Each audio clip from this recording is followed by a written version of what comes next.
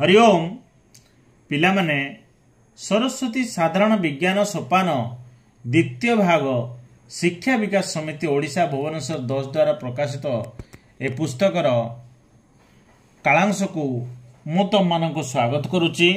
ए कालांश रे आज रही जे द्वितीय श्रेणी साधारण विज्ञान सरस्वती साधारण विज्ञान द्वितीय श्रेणी ये देख द्वितीय भाग तमाने श्रेणी द्वितीय श्रेणी रही यार विषय रही जे प्रथम अध्यायर प्राणी और प्राणी मानकर खाद्य अभ्यास है कि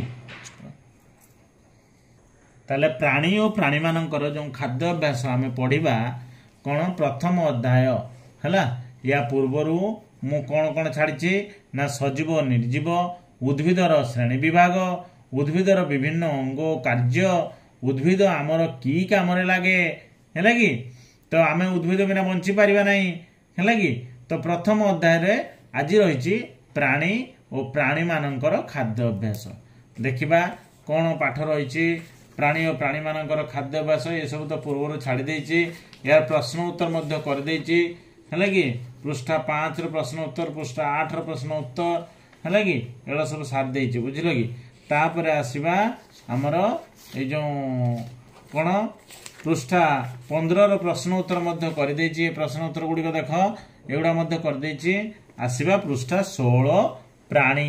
अच्छा पिले प्राणी क्या कहा जाए प्राणी शब्दर अर्थ होछि जहार प्राण थाए ताको प्राणी कहा जाए प्राण माने कौन जीवन है कि आमर सजीव जो दुईटी भाग में विभक्त करा जायछि सजीव को दुईटी भाग में विभक्त करा जायछि गोटे है उद्भिद आ गोटे है प्राणी है कि आमर जीव जगत सजीव निर्जीव सजीव भितर रहा जीव जगत और प्राणी जगत आमर जीव जगत आ उद्भिद जगत तो जीव जगत मध्य पुणी रहा मनीष आउ रहा प्राणी जगत तो प्राणी जगत कौन रोचे विभिन्न प्रकार पशु पक्षी कीट पतंग सरीसृप है कि एम सब रही तो विभिन्न प्रकार प्राणी आम चारिपाखे अनेक प्रकार प्राणी अच्छा कि नहीं तमें कौ कौ प्राणीर नाम सब जानी जमीक कि कुकुर बिलेई छेली मेंढा ये सब जानी तुम्हें प्राणी मैंने बचापी कौन दरकार करती ना खाद्य जल वायु बासस्थान आवश्यक करती नहीं कि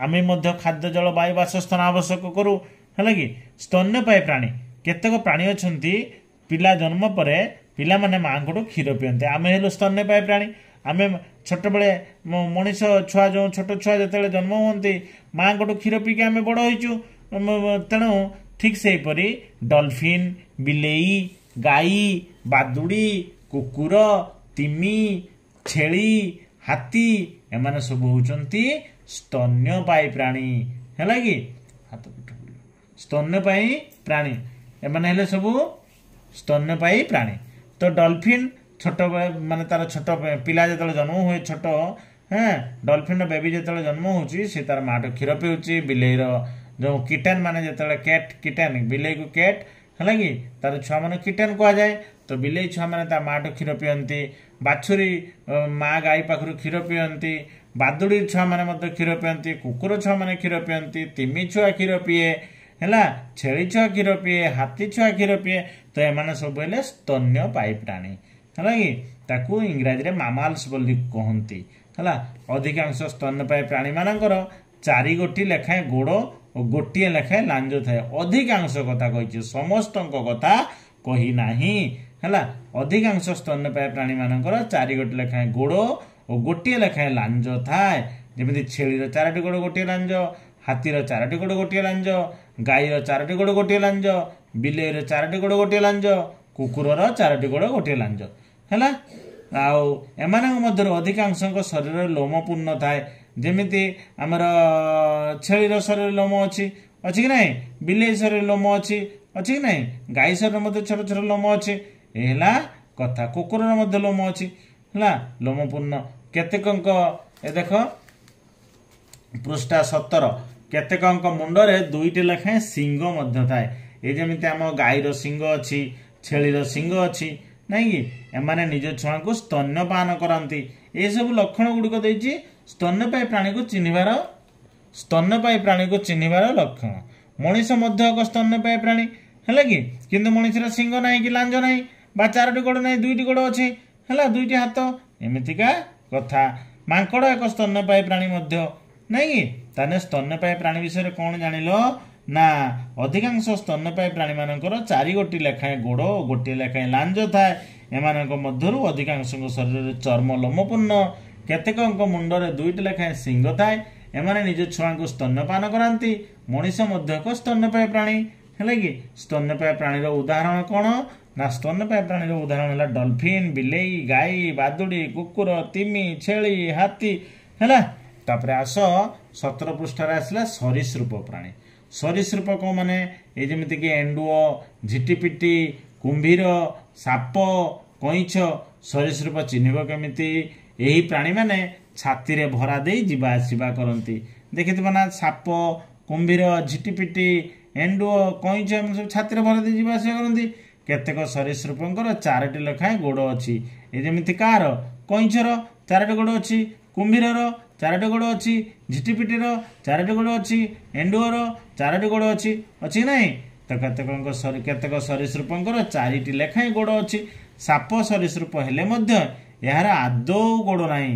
ସେ କ'ଣ କରେ ନା ତାର ପେଟ ତଳେ ଯେଉଁ ତଳ ଭୂଇଁକୁ ଲାଗିଥିବା ଅଂଶରେ କାତି ଥାଏ। ସେ କାତିରେ ସେ ଆମର ଆଗକୁ ଯାଇଥାଏ। ସାପ ସରୀସୃପ ହେଲେ ମଧ୍ୟ ଏହାର ଆଦୌ ଗୋଡ଼ ନାହିଁ। ସରୀସୃପ ମାନଙ୍କ ଚର୍ମ ଉପରେ କାତି ବା ଖୋଳପା ଥାଏ। ଯେମିତି କଇଁଛ ପିଠି ଉପରେ ଖୋଳପା ଅଛି, ହେଲା। ସାପ କଥା କହିଲି, କାତି। ଏମାନେ ସାଧାରଣତଃ ମାଟିରେ ବାସ କରନ୍ତି। ସାଧାରଣତଃ କୁମ୍ଭୀର, କଇଁଛ ପରି କେତେକ ସରୀସୃପ ପାଣିରେ ମଧ୍ୟ ରହିଥାନ୍ତି। କଇଁଛ ଗୋଟେ ସରୀସୃପ, କୁମ୍ଭୀର ସରୀସୃପ, ଏମାନେ ପାଣିରେ ମଧ୍ୟ ରହିଥାନ୍ତି, ନାଇଁ କି? ତାପରେ ଆସିବା ପକ୍ଷୀ କଥା ଆସିବା। ତାହେଲେ ସରୀସୃପ ବିଷୟରେ କ'ଣ ଜାଣିଲେ ଆଉ ଟିକେ ଦେଖିଦେବା। ତ ସରୀସୃପ ଏହି ପ୍ରାଣୀମାନେ ଛାତିରେ ଭରା ଦେଇ ଯିବା ଆସିବା କରନ୍ତି। କେତେକ ସରୀସୃପଙ୍କର 4ଟି ଲେଖାଏଁ ଗୋଡ଼ ଅଛି। ସରୀସୃପ ଚିହ୍ନିବ କେମିତି? ତାର ଲକ୍ଷଣ। ସାପ ସରୀସୃପ ହେଲେ ମଧ୍ୟ ଏହାର ଆଦୌ ଗୋଡ଼ ନାହିଁ। ସରୀସୃପ ମାନଙ୍କର ଚର୍ମ ଉପରେ କାତି ବା ଖୋଳପା ଥାଏ। ଏମାନେ ସାଧାରଣତଃ ମାଟିରେ ବାସ କରନ୍ତି। କୁମ୍ଭୀର, କଇଁଛ ପରି କେତେକ ସରୀସୃପ ପାଣିରେ ମଧ୍ୟ ରହିପାରନ୍ତି। ତାହେଲେ ସରୀସୃପର ଉଦାହରଣ କ'ଣ ନା ଏଣ୍ଡୁଅ, ଝିଟିପିଟି, କୁମ୍ଭୀର, ସାପ, କଇଁଛ, ହେଲା। କଇଁଛ କ ହର୍ଷଇ ଚନ୍ଦ୍ରବିନ୍ଦୁ ଚ। ଏ ଦେଖ କଇଁଛର ବନାଟା ଦେଖ, କ ହର୍ଷଇ ଚନ୍ଦ୍ରବିନ୍ଦୁ ଚ, ହେଲା, କଇଁଛ। ତାପରେ ଆସିବା 18 ପୃଷ୍ଠାରେ କ'ଣ ଦେଇଛି? ପକ୍ଷୀ। ପକ୍ଷୀ କାହାକୁ କୁହାଯାଏ? ଯେଉଁମାନେ ଉଡ଼ି ପାରନ୍ତି ତାଙ୍କୁ ପକ୍ଷୀ, ନାଇଁ କି? ଏମାନଙ୍କର 2ଟି ଲେଖାଏଁ ପକ୍ଷୀ ଚିହ୍ନିବେ। ପକ୍ଷୀର କ'ଣ ସବୁ କ'ଣ ପକ୍ଷୀ ବିଷୟରେ ନାମ ତମେ ଜାଣିଛ? ଯେ କୁକୁଡ଼ା, ପାରା, ଘରଚଟିଆ, ଶୁଆ, କାଉ, ହଂସ, ବତକ, ଓଟ ପକ୍ଷୀ, ଏମାନେ ସବୁ ହେଲେ ପକ୍ଷୀ। କିନ୍ତୁ କେତେକ ପକ୍ଷୀ ଉଡ଼ି ପାରନ୍ତି ନାହିଁ, ଯେମିତିକି ଓଟ ପକ୍ଷୀ ଉଡ଼ି ପାରେ ନାହିଁ, ନାଇଁ କି? ଏହି ପ୍ରାଣୀମାନଙ୍କର 2ଟି ଲେଖାଏଁ ଗୋଡ଼ ଥାଏ। ଏମାନଙ୍କର ଡେଣା ଓ ପର ଥାଏ। ଡେଣା ଓ ପର ସାହାଯ୍ୟରେ ଏମାନେ ଉଡ଼ି ପାରନ୍ତି। ଡେଣା ପର ସାହାଯ୍ୟରେ ଏମାନେ ଉଡ଼ି ପାରନ୍ତି। ଚଞ୍ଚୁ ସାହାଯ୍ୟରେ ଏମାନେ ଖାଦ୍ୟ ଖାଆନ୍ତି। ହଂସ, ବତକ, ଚଞ୍ଚୁ କ'ଣରେ ପିଲେ? ଚଞ୍ଚୁ ହେଲା ଥଣ୍ଟ। ଚଞ୍ଚୁ କ'ଣ? ଥଣ୍ଟ। ଥଣ୍ଟ ସାହାଯ୍ୟରେ ଏମାନେ ଖାଦ୍ୟ ଖାଆନ୍ତି ବା ଚଞ୍ଚୁ ସାହାଯ୍ୟରେ ଏମାନେ ଖାଦ୍ୟ ଖାଆନ୍ତି। ହଂସ ଓ ବତକ ପାଣିରେ ପହଁରି ପାରନ୍ତି। ବତକ ଓ ଓଟ ପକ୍ଷୀ ଉଡ଼ି ପାରନ୍ତି ନାହିଁ। ବତକ, ଓଟ ପକ୍ଷୀ ଉଡ଼ି ପାରନ୍ତି ନାହିଁ। ତମେ ତ ଘରେ ଘରେ ବତକ ଦେଖିଥିବ, ନାଇଁ କି? କିଛି ଲୋକ ବତକ ରଖନ୍ତି, ବତକ ଦେଖିଥିବ। ବତକ, ଓଟ ପକ୍ଷୀ ଉଡ଼ି ପାରନ୍ତି ନାହିଁ। ତାହେଲେ ପକ୍ଷୀ ଚିହ୍ନିବାର ବା ପକ୍ଷୀର ଲକ୍ଷଣ ଗୁଡ଼ିକ କ'ଣ ବା ଗୁଣ ଗୁଡ଼ିକ କ'ଣ? ଏହି ପ୍ରାଣୀମାନଙ୍କର 2ଟି ଲେଖାଏଁ ଗୋଡ଼ ଥାଏ। ଏମାନଙ୍କର ଡେଣା ଓ ପର ଥାଏ। ଡେଣା ଓ ପର ସାହାଯ୍ୟରେ ଏମାନେ ଉଡ଼ି ପାରନ୍ତି।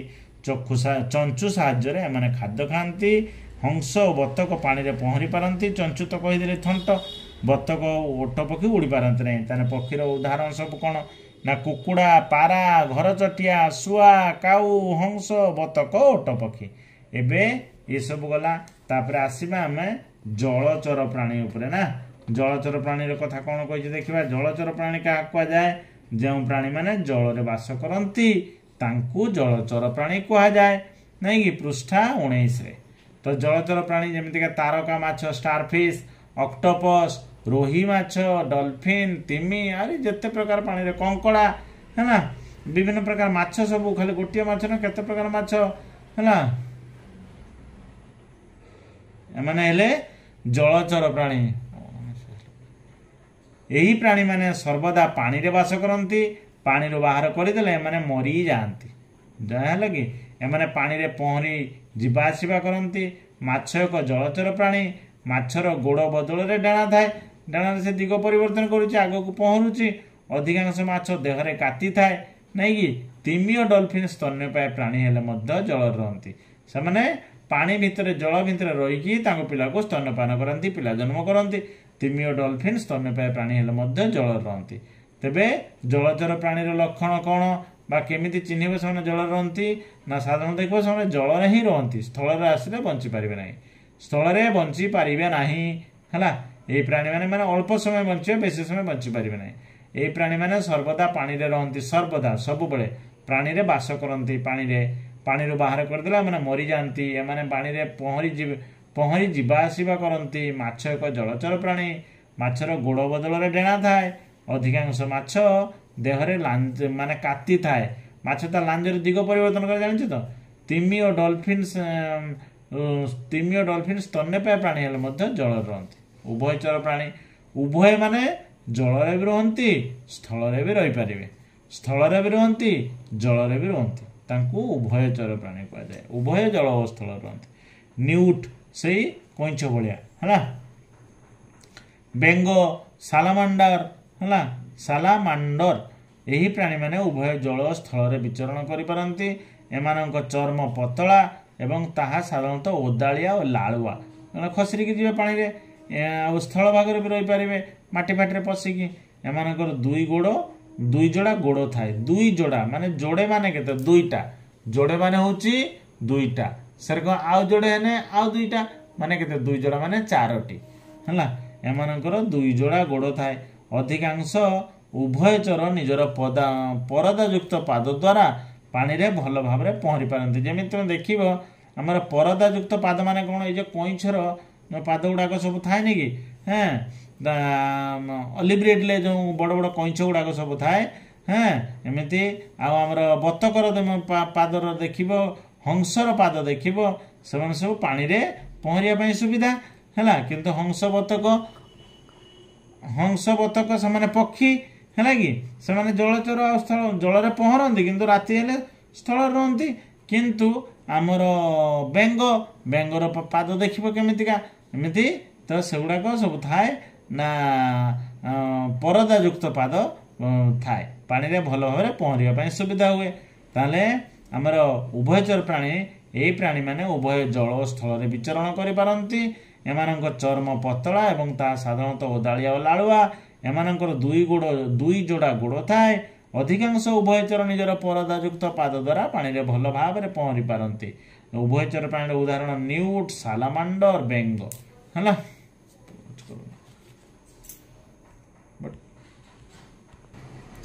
पतंग तापर कौन आसला पतंग पिले कीटे कीट पतंग कौन जानिच है कीट आ पतंग है।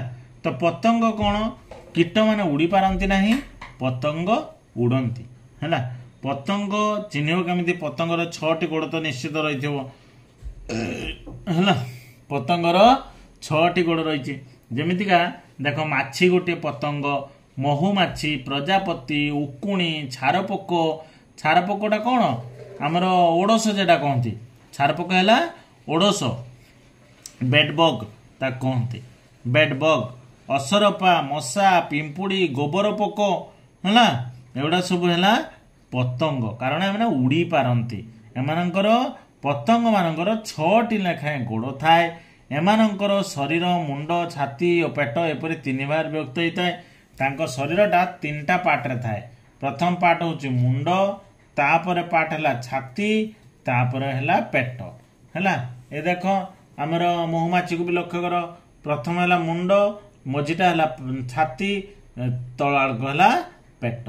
ये देख माछीर से मुंड एटा है छाती एटा है पेट एमतीका 3 भाग जमीक छारपोक बा ओडस कहती एटा है मुंड ता तल है छाती ता तलक है पेट एमती असर पार से मुंड एटा छाती एटा है पेट या भीतर बाड़ को ऊपर डेणाटा अच्छी तो एमतिया कथा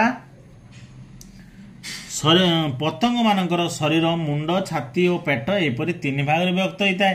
केतेक पतंगंकर उड़िया पाई डेणा थाए डेणा नथिबा पतंग मानक भूमि उपरे पतंग माने कौन करती भूमि उपरे गुरुंडी गुरुंडी जीवा आसिबा करती ये जमी पिंपुड़ी तेणु ताको आम कीट बोली कौचे है पिंपुड़ी को आम कीट बोली कौचे किंतु से पतंग जाऊँगी उड़ी पारना से कीट तो यही कथा उड़ी न पार पतंग मानक कीट भी आम कहीपर तो पतंग मानकर 6टी लेखाएं गोड़ थाए एमानकर शरीर मुंड छाती पेट एपरी 3 भाग शरीरटा विभक्त होता है मुंड छाती पेट एपरी 3 भाग शरीरटा विभक्त होता है केतेक पतंगंकर उड़िया डेणा थाए डेणा नथिबा पतंग माने भूमि उपरे गुरुंडी गुरुंडी जीवा आसिबा करती तार पतंगर उदाहरण माछी महुमाछी प्रजापति रुकुणी छारपक असरपा मशा पिंपुड़ी गोबर पक तुम मन प्रश्न आसो पिंपुड़ी तो उड़ी पारे ना कहीं पतंग कहगला केतेक पिंपुड़ी अच्छा उड़ी पारती डेणा थाए जंदा जंदा देख है केतेक जंदार आउ केतेक उड़ी पारती ना तेणु एटा जो उड़ी पार न कीट कहवा उड़ी पार पतंग कहवा तेणु तो पिंपुड़ी लेखिब तापर आसवा प्राणी मानकर खाद्य अभ्यास कौ प्राणी कौन खाए कौ प्राणीर केमिति कौन खाइबा अभ्यास रही खाद्य अभ्यास अनुसार प्राणी मानक पुणी केते भाग विभक्त करा आम आज जानिबा पृष्ठा 21 आरंभ है प्राणी मानकर खाद्य अभ्यास आम सबू कौन करूँ भात डाली पनीपरिया फल माछ मांस अंडा दूध आदि खाऊ खाऊ कि नहीं माने क्षीर पीऊ गाई घास खाए जंगल रे बाघ हरिण शिकार करी तार मांस खाए बाघ घास खाए नहीं सब प्राणींकर खाद्य अभ्यास सामान नुहे जमी ठेकुआ ठेकुआ कौन खाए घास खाए ठेकुआ को किए खाए बाघ खाए एमतिया कथा हरिण घास खाए हरिण को बाघ खाए तो परोक्ष भाव में बाघ कौन खाइला घास खाइला परोक्ष भाव में फूड चेन से ऊपर क्लास को गले तुम्हें जापर खाद्य श्रृंखल कथा तो आम आज जाना एवं जाना कौन साधारण भाव में जे आम सब भात डाली पनीपरिया फल माछ मांस अंडा दूध आदि खाऊ गाई घास खाए नहीं कि जंगल रे बास कर शिकार करी हरिण शिकार कर जंगल रे बाघ हरिण शिकार करी तार मांस खाए बाघ घास खाए नहीं सब प्राणी खाद्याभ्यास सामान नुहे बाघ जमी घास खाए ना ठेकुआ सेमती मांस खाए ना ना एमतीका ठेकुआ तृण घास खाए बाघ अन्न पशु मान खाए है कि एमतिया कथा मांस खाए बाघ तृणभोजी क्या कहवा प्रश्न आसला ना तृण माने होची कौन घास तृण माने होची घास तो एठी तृण माने होची घास पत्र लता सबुज गछ डाल पत्र एगुड़ा सब है तृण तो माने ताको तृणभोजी जो उद्भिद माने जो प्राणी माने केवल उद्भिद बा उद्भिद जात पदार्थ जो प्राणी माने केवल उद्भिद बा उद्भिद जात पदार्थ खाती तांको तृणभोजी कहा जाए है किंतु एमती खाली तृण अर्थ है घास तो तृणभोजी किए शुआ शुआ कौन मांस खाए कि खाए ना छेली मांस खाए ना ठेकुआ मांस खाए ना गाई मांस खाए ना एमाने समस्ते कौन उद्भिद बा उद्भिद जात होता पदार्थ को खाती नहीं तो केतेक प्राणी केवल उद्भिद को बा उद्भिद देउथवा विभिन्न पदार्थ को खाई बंचती एमानंकु तृणभोजी प्राणी कहा जाए नहीं कि प्रश्न माने तृणभोजी तो कथा कौन जान जे केतेक प्राणी केवल केवल उद्भिद को बा उद्भिद देउथवा विभिन्न पदार्थ खाई बंचती एमानंकु तृणभोजी प्राणी कहती तृणभोजी प्राणी उदाहरण है शुआ छेली ठेकुआ गाई नहीं कि एबे आस 21 पृष्ठा गला 22 पृष्ठा देखिया कौन देछि 22 पृष्ठा है मांसाशी प्राणी कौन जो प्राणी माने मांस खाई अन्य प्राणी मांस खाई बंचन मांसाशी प्राणी कहबा आ कौन जेमिति कि सागु सागुणा बाघ बिलुआ हंस सिंह कौन सागुणा बाघ बिलुआ सिंह एमाने कौन करती अन्य प्राणी मानकर मांस खाई बंचती नहीं कि केतेक प्राणी अन्य प्राणी मांस खाई बंचती एमानंको मांसाशी प्राणी कहती है कि तार मांसाशी प्राणीर उदाहरण है सागुणा बाघ बिलुआ सिंह मन रखिब आसवा सर्वभोग बा सर्वग्रासी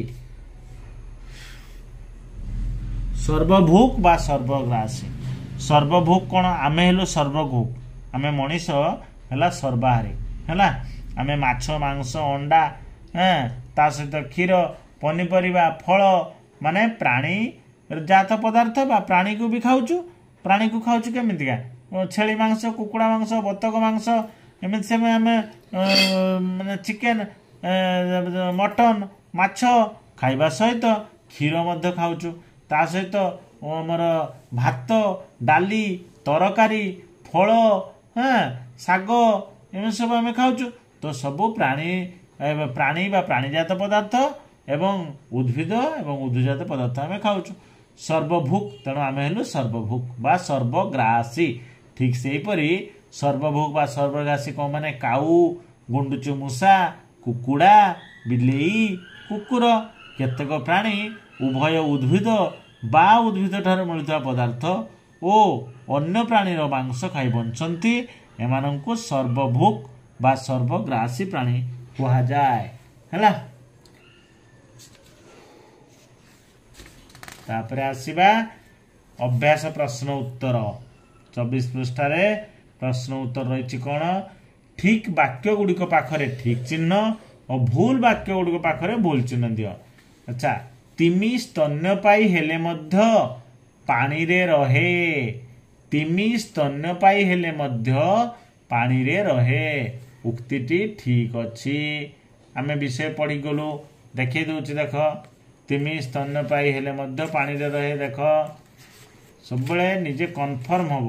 ଏ ଦେଖ, ସ୍ତନ୍ୟପାୟୀ ପ୍ରାଣୀ ମଧ୍ୟରେ କିଏ? ତିମି। ହେଲା, ତାହେଲେ ତିମି ସ୍ତନ୍ୟପାୟୀ ହେଲେ ମଧ୍ୟ ପାଣିରେ ରହେ। ବୁଝିପାରିଲ ତ? ତାହେଲେ ଏଇ ଯେଉଁ ସ୍ତନ୍ୟପାୟୀ ପ୍ରାଣୀମାନଙ୍କ ବିଷୟରେ ମୁଁ ତ କହିଥିଲି, ତିମି ସ୍ତନ୍ୟପାୟୀ ହେଲେ ମଧ୍ୟ ପାଣିରେ ରହେ। ହେଲା, ତାପରେ କ'ଣ ହେଲା? ତାହେଲେ ଉକ୍ତିରେ ଠିକ୍ ଅଛି, ଆମେ ଠିକ୍ ଚିହ୍ନ ଦେବା। ଓଟ ପକ୍ଷୀ ଖୁବ୍ ବେଗରେ ଉଡ଼ିପାରେ। ନା, ଭୁଲ। ଓଟ ପକ୍ଷୀ ଉଡ଼ିପାରେ ନାହିଁ। ଓଟ ପକ୍ଷୀ ଉଡ଼ିପାରେ ନାହିଁ, ଦୌଡ଼ିପାରେ। ହେଲା, ଓଟ ପକ୍ଷୀ ଦୌଡ଼ିପାରେ। ଦେଖିବା ଓଟ ପକ୍ଷୀ ବିଷୟରେ କ'ଣ ଅଛି। ଏଇ ଦେଖ, ଓଟ ପକ୍ଷୀ ଦୌଡ଼ିପାରେ। ହେଲା, ଏଠି ଲେଖା ହେଇଛି ଦେଖ, ବତକ ଓ ଓଟ ପକ୍ଷୀ ଉଡ଼ି ପାରନ୍ତି ନାହିଁ। ହେଲା, ତାହେଲେ ଏଠି ଯେଉଁ ଉକ୍ତିଟି ଦିଆହେଇଛି, ଓଟ ପକ୍ଷୀ ଖୁବ୍ ବେଗରେ ଉଡ଼ିପାରେ, ଭୁଲ। ଜଳଚର ପ୍ରାଣୀଙ୍କର ଡେଣା ବଦଳରେ ଗୋଡ଼ ଥାଏ। ଜଳଚର ପ୍ରାଣୀମାନଙ୍କର ଡେଣା ବଦଳରେ କ'ଣ ଥାଏ? କାତି ଥାଏ। ନା, ଦେଖିବା ଜଳଚର ପ୍ରାଣୀଙ୍କ ବିଷୟରେ ଏଠି ଲେଖା ହେଇଛି କ'ଣ? ତେଣୁ ଏ ଉକ୍ତିରେ ଭୁଲ ବୋଲି ମୁଁ କହୁଛି, ତମେ ଦେଖିବ।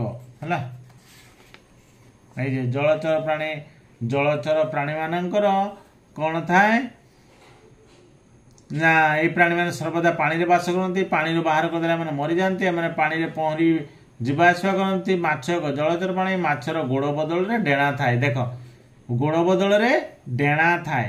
ତାର ଅଧିକାଂଶ ମାଛ ଦେହରେ କାତି ଥାଏ। ତାହେଲେ ଏଠି କ'ଣ କହିଛି ଦେଖିବା? ଜଳଚର ପ୍ରାଣୀମାନଙ୍କର ଡେଣା ବଦଳରେ ଗୋଡ଼ ଥାଏ। ନା, ଭୁଲ। ଜଳଚର ପ୍ରାଣୀଙ୍କର ଡେଣା ବଦଳରେ ଗୋଡ଼ କେମିତି ରହିବ? ତିମିର ନା ଗୋଡ଼ ଅଛି, ଡଲଫିନ୍ର ନା ଗୋଡ଼ ଅଛି, ଅକ୍ଟୋପସର ନା ଗୋଡ଼ ଅଛି, ତାରକା ମାଛର ନା ଗୋଡ଼ ଅଛି, ନା କୌଣସି ମାଛର ଗୋଡ଼ ଅଛି? ଗୋଡ଼ ନାହିଁ। ତେଣୁ ଆମର ଉକ୍ତିଟି ଏଠି ଭୁଲ ଦେଇଛି। ଜଳଚର ପ୍ରାଣୀଙ୍କର ଡେଣା ବଦଳରେ ଗୋଡ଼ ଥାଏ, ଉକ୍ତିରେ ଭୁଲ। ସାଲାମାଣ୍ଡର ଏକ ଉଭୟଚର ପ୍ରାଣୀ। ଦେଖିବା ସାଲାମାଣ୍ଡର କଥା। ଏ ଦେଖ, ସାଲାମାଣ୍ଡର ଉଭୟଚର ପ୍ରାଣୀ ଏଠି ଦେଇଛି। ହେଲା, এই যে ছবি দেখিপারছ তো, উভয়চর প্রাণী উপরে লেখা আছে। এই যে উভয়চর প্রাণী দেখাও, উভয়চর প্রাণী সালামান্ডর। হ্যাঁ, তেণু সালামান্ডর এক উভয়চর প্রাণী। আম উক্তিটি ঠিক ଅଛି। ହେଲା, ଆସିବା ପତଙ୍ଗର ଶରୀର ଦୁଇଟି ଭାଗରେ ବିଭକ୍ତ। ପତଙ୍ଗ ଶରୀର ନା, ଭୁଲ, ତିନୋଟି ଭାଗରେ ବିଭକ୍ତ। ଏବେ କହିଗଲି ପରା, ପତଙ୍ଗର ଶରୀର ଗୋଟେ ମୁଣ୍ଡ, ଗୋଟେ ଛାତି, ଆଉ ଗୋଟେ ହେଲା ପେଟ। ଏ ଦେଖ, ଦେଖିବା ସବୁବେଳେ ନିଜେ କନଫର୍ମ ହବ। ଏ ଦେଖ, ପତଙ୍ଗ ମାନଙ୍କର ଶରୀର ମୁଣ୍ଡ, ଛାତି ଓ ପେଟ ଏପରି ତିନି ଭାଗରେ ବିଭକ୍ତ ହୋଇଥାଏ। ହେଲା, ଏ ଦେଖ, ମୁଣ୍ଡ, ଏଟା ଛାତି, ଏ ପେଟ। ଏ ଦେଖୁନ, ମୁଣ୍ଡ, ଛାତି, ପେଟ। ହେଲା, ପତଙ୍ଗର ଶରୀର ତିନି ଭାଗରେ ବିଭକ୍ତ ହୋଇଥାଏ, ମୁଣ୍ଡ, ଛାତି, ପେଟ। ତେଣୁ ପତଙ୍ଗର ଶରୀର ଦୁଇ ଭାଗରେ ବିଭକ୍ତ, ଭୁଲ, ତିନି ଭାଗରେ ହବ। ଠେକୁଆ ଏକ ମାଂସାଶୀ ପ୍ରାଣୀ। ନା, ଠେକୁଆ କେବେ ବି ମାଂସ ଖାଏନି, ସେ ତୃଣଭୋଜୀ ପ୍ରାଣୀ। ନା, ଠେକୁଆ ହେଲା ତୃଣଭୋଜୀ ପ୍ରାଣୀ। ଦେଖୁନ, ତୃଣଭୋଜୀ ପ୍ରାଣୀରେ ଠେକୁଆ ରହିଛି। ଏଟା ଦେଲା ଜଳଚର ଗଲା, ଉଭୟଚର ଗଲା, ପତଙ୍ଗ ଗଲା। ଏଇ ଯେ ତୃଣଭୋଜୀ, ତୃଣଭୋଜୀରେ ଠେକୁଆ, ଦେଖ ଠେକୁଆ ଛବି ଦେଖୁଛ ତ, ତୃଣଭୋଜୀ ଏ ଦେଖ ଉପରେ ତୃଣଭୋଜୀ ଲେଖା ହେଇକି ଅଛି। ତେଣୁ ଠେକୁଆ ଏକ ତୃଣଭୋଜୀ ପ୍ରାଣୀ। ଲେଖା ହେଇଛି ଠେକୁଆ ଏକ ମାଂସାଶୀ ପ୍ରାଣୀ, ଭୁଲ ଲେଖା ହେଇଛି, ଭୁଲ। କ ସ୍ତମ୍ଭର ପ୍ରତ୍ୟେକ ଶବ୍ଦ ସହିତ ସମ୍ପର୍କ ଥିବା ଖ ସ୍ତମ୍ଭର ଉପଯୁକ୍ତ ଶବ୍ଦ ମିଳ। ଧର କ ସ୍ତମ୍ଭ ବାଦୁଡ଼ି ସ୍ତନ୍ୟପାୟୀ, ଠିକ ଅଛି, ବାଦୁଡ଼ି ସ୍ତନ୍ୟପାୟୀ ହବ, ବାଦୁଡ଼ି ସ୍ତନ୍ୟପାୟୀ। ଶୁଆ ପକ୍ଷୀ, ହଁ ଶୁଆ ପକ୍ଷୀ, ଶୁଆ ହେଲା ପକ୍ଷୀ। ଗୋଧି ସରୀସୃପ, ହଁ ଗୋଧି ସରୀସୃପ, ଠିକ ହେଲା।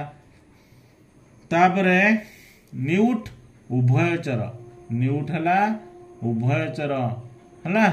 ଦେଖିବା ନିଉଟ ଉଭୟଚର ତମକୁ ଗୋଟେ ଦେଖେଇ ଦିଏ। ଉଭୟଚର ପ୍ରାଣୀ ବିଷୟରେ କୁହାଯାଇଛି। ନିଉଟ ଦେଖିବା, ଏଇ ଦେଖ ସାଲାମାଣ୍ଡର, ଏଟା ନିଉଟ, ନିଉଟ ହେଲା ଉଭୟଚର ପ୍ରାଣୀ, ଦେଖିଲ ତ, ନିଉଟ ଉଭୟଚର ପ୍ରାଣୀ। ତେଣୁ ନିଉଟ ଉଭୟଚର। ତାପରେ ଆସିବ ପ୍ରଜାପତି ପତଙ୍ଗରେ ଯାଉଛି।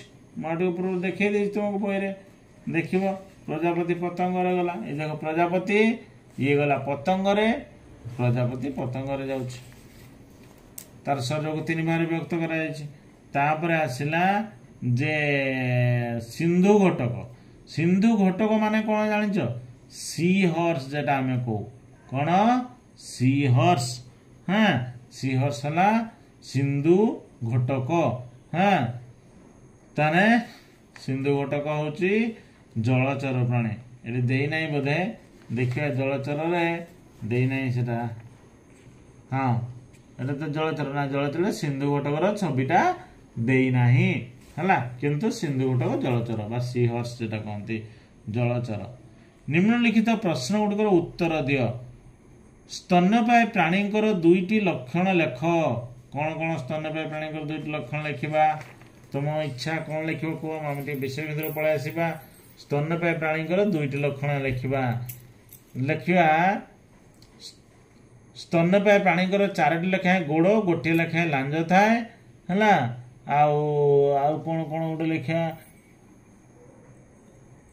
ଏମାନେ ନିଜ ଛୁଆକୁ ସ୍ତନ୍ୟପାନ କରନ୍ତି। ଏ 2ଟା ପଏଣ୍ଟ ଲେଖିଦେବା, ଭଲ ହବ। ତାହେଲେ ପଏଣ୍ଟ 1 ରେ ଲେଖିବ କଣ, ମୁଁ ଆଉ ଖାତାରେ ଲେଖୁନାହିଁ, ଯେ ସ୍ତନ୍ୟପାୟୀ ପ୍ରାଣୀମାନଙ୍କର, ଏଠି ଲେଖିବା ସ୍ତନ୍ୟପାୟୀ ପ୍ରାଣୀମାନଙ୍କର 4ଟି ଲେଖାଏଁ ଗୋଡ଼, ଗୋଟିଏ ଲେଖାଏଁ ଲାଞ୍ଜ ଥାଏ। ପଏଣ୍ଟ 1। ପଏଣ୍ଟ 2 ରେ ସ୍ତନ୍ୟପାୟୀ ପ୍ରାଣୀମାନେ ନିଜ ଛୁଆକୁ ସ୍ତନ୍ୟପାନ କରାନ୍ତି ହେଲା। ଲେଖା ତ ଦେଖିପାରୁଛ, ଦେଖ। ତାନେ ପ୍ରଶ୍ନରେ କହିଛି, ଆଉ ଥରେ ପ୍ରଶ୍ନରେ କହିଛି ଯେ ସ୍ତନ୍ୟପାୟୀ ପ୍ରାଣୀଙ୍କର 2ଟି ଲକ୍ଷଣ ଲେଖ। ତାନେ ଆମେ ଲେଖିଦେବା, କଣ ଲେଖିବା, ଯେ ସ୍ତନ୍ୟପାୟୀ ପ୍ରାଣୀଙ୍କର 2ଟି ଲକ୍ଷଣ ହେଲା, 1 ସ୍ତନ୍ୟପାୟୀ ପ୍ରାଣୀମାନଙ୍କର 4ଟି ଲେଖାଏଁ ଗୋଡ଼, ଗୋଟିଏ ଲେଖାଏଁ ଲାଞ୍ଜ ଥାଏ। ପଏଣ୍ଟ 1। 2 ଏମାନେ ନିଜ ଛୁଆଙ୍କୁ ସ୍ତନ୍ୟପାନ କରାନ୍ତି। ପଏଣ୍ଟ 2 ହେଲା। ପ୍ରଶ୍ନ ନମ୍ବର 3 ର କ ର ଉତ୍ତର ପାଇଗଲ। ପ୍ରଶ୍ନ ନମ୍ବର 3 ର କ ର ଉତ୍ତର ପାଇଗଲ। ତାପରେ 3 ର ଖ ର ଉତ୍ତର କଣ ହବ ଦେଖିବା। ଖ ରେ ପ୍ରଶ୍ନ କହିଛି ଉଭୟଚର ପ୍ରାଣୀ କାହାକୁ କହନ୍ତି? 2ଟି ଉଭୟଚର ପ୍ରାଣୀର ନାମ ଲେଖିବା। ଲେଖ ଉଭୟଚର ପ୍ରାଣୀ। ତାନେ ଉଭୟଚର ପ୍ରାଣୀ କାହାକୁ କହନ୍ତି? ଏଇଠି ଲେଖିବା, ଏହି ପ୍ରାଣୀମାନେ ଉଭୟ ଜଳ ସ୍ଥଳରେ ବିଚରଣ କରିପାରନ୍ତି। ତମେ ଲେଖିବ ଉଭୟଚର ପ୍ରାଣୀମାନେ ଉଭୟ ଜଳ ସ୍ଥଳରେ ବିଚରଣ କରିପାରନ୍ତି ହେଲା। ଆଉ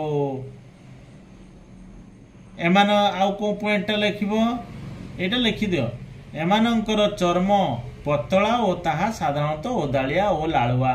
ଏ 2ଟି ପଏଣ୍ଟ ଲେଖିବ ଯେ ଉଭୟଚର ପ୍ରାଣୀର 2ଟି ଲକ୍ଷଣ କଣ। ନମ୍ବର 1 ରେ ଲେଖିବ ଯେ ଉଭୟଚର ପ୍ରାଣୀଙ୍କର 2ଟି ଲକ୍ଷଣ ହେଲା, 1 ଏହି ପ୍ରାଣୀମାନେ ଉଭୟ ଜଳ ଓ ସ୍ଥଳରେ ବିଚରଣ କରିପାରନ୍ତି। 2 ଏମାନଙ୍କର ଚର୍ମ ପତଳା ଏବଂ ତାହା ସାଧାରଣତଃ ଓଦାଳିଆ ଲାଳୁଆ। ଇଏ ଗଲା 2ଟି ଲକ୍ଷଣ। ଉଦାହରଣ 2ଟି ବେଙ୍ଗ ସାଲାମାଣ୍ଡର। ତମେ ନିଉଟ ସାଲାମାଣ୍ଡର ବି ଲେଖିପାରିବ, ବେଙ୍ଗ ସାଲାମାଣ୍ଡର ବି ଲେଖିପାରିବ, ସାଲାମାଣ୍ଡର ନିଉଟ ଲେଖିପାରିବ, ଯାହା ଲେଖିପାରିବ, ଯେକୌଣସି 2ଟି ଲେଖିବ है एबे आसीबा 3 नंबर खर उत्तर सरीगला 3 नंबर ग को आसीबा पतंगर दुईटी लक्षण लेख देखिबा पतंग पाखु पळेबा मो खातार लेखुने तुमको केमिति नोट करे दउची तमे आराम से लिखि पारिबो हला पतंगर दुईटी लक्षण लेखिबा पतंग कोन तुमे जानि छ पतंगर शरीर को 3 भाग व्यक्त कराइछि हला एठी देखो पतंग मानकर 6टी लेखा गोड़ थाए लेखिबो पॉइंट 1 बा 1 नंबर लेखिबो पतंग मानकर 6टी लेखा गोड़ थाए नंबर 2 एमानंक शरीर मुंड छाती और पेट एपरी 3 भाग रे विभक्त पॉइंट 1 बा 1 नंबर पॉइंट रे लिखिबो कोन पतंगर दुईटी लक्षण लिखिबो प्रथमे जे पतंग मानकर दुईटी लक्षण हैला 1 पतंग मानकर 6टी लेखा गोड़ थाए 2 एमानंकर शरीर मुंड छाती और पेट एपरी 3 भाग रे विभक्त पतंगर दुई लक्षण हे गला तापरे पतंगर दुई लक्षण सरी गला तापरे घ आसीबा 3 नंबर घ सर्वग्रासी काहाकू कहती दुईटी सर्वग्रासी प्राणी नाम लेखवा लेख सर्वग्रासी प्राणी तो मुझे पूर्व कहला मनीष तो गोटे सर्वग्रासी प्राणी पूरा ज्वलंत उदाहरण आउ कौन आउ कुकुर बिले ये सब सर्वग्रासी जाऊँ देखा सर्वग्रासी प्राणी पढ़ुव पाठ को सब बुझुव प्रश्न आउे मन रख तो सर्वग्रासी प्राणी क्या कहते दुईटी सर्वग्रासी प्राणी नाम लेख 3 नंबर घ पृष्ठा 24 प्रथम अध्याय है सर्वग्रासी प्राणी सब सर्वग्रासी प्राणी तार दुईटी लक्षण कौन जे सर्वग्रासी प्राणी माने उभय उद्भिद बा उद्भिद ठार मिलुवा पदार्थ अन्य प्राणीर मांस खाई बंचती है सर्वग्रासी प्राणी माने लिखिबो सर्वग्रासी प्राणीर दुईटी लक्षण है 1 रे लिखिबो जे सर्वग्रासी प्राणी उभय उद्भिद और उद्भिद ठार मिलुवा पदार्थ ओ अन्य प्राणीर मांस खाई बंचती पॉइंट 2 ये दुईटा पॉइंट हो पार 1 नंबर है सर्वग्रासी प्राणी उभय उद्भिद और उद्भिद ठार मिलुवा पदार्थ खाती पॉइंट 2 रे लिखिबा सर्वग्रासी प्राणी अन्य प्राणीर मांस मध्य खाई बंचती एवं उद्भिद खाई बंचती आमको प्रश्न कही देख तुम कन्फ्यूज पड़ जाऊ प्रश्न कही सर्वग्रासी प्राणी क्या कहती दुईटी सर्वग्रासी प्राणी नाम लेख आम तो सीधा उत्तर लिखा जे जो प्राणी माने उभय उद्भिद उद्भिद मिलुवा पदार्थ और अन्य प्राणीर मांस खाई बंचती से सर्वग्रासी प्राणी कहुए उत्तर आम पाइगलु कौन कर जो प्राणी उभय उद्भिद उद्भिद मिलुवा पदार्थ और अन्य प्राणीर मांस खाई बंचती से सर्वग्रासी प्राणी कहुए आमर प्रश्न था सर्वग्रासी प्राणी क्या कहुए आ दुईटी उदाहरण देते दुईटी उदाहरण तुम दे दियो काऊ दे दियो काऊ आउ गोटे लिखिद कुकुर है नहने कुकुर बिले जहाँ लिखले भी चलो जेकोसी दुईटी तुम लिखिपार तापर आसला कौन शेष प्रश्न आज सरीसृप प्राणी विषय दुईटी वाक्य लेख सरीसृप प्राणी विषय दुईटी वाक्य लिखा पृष्ठा 24 आज शेष प्रश्न प्रथम अध्याय है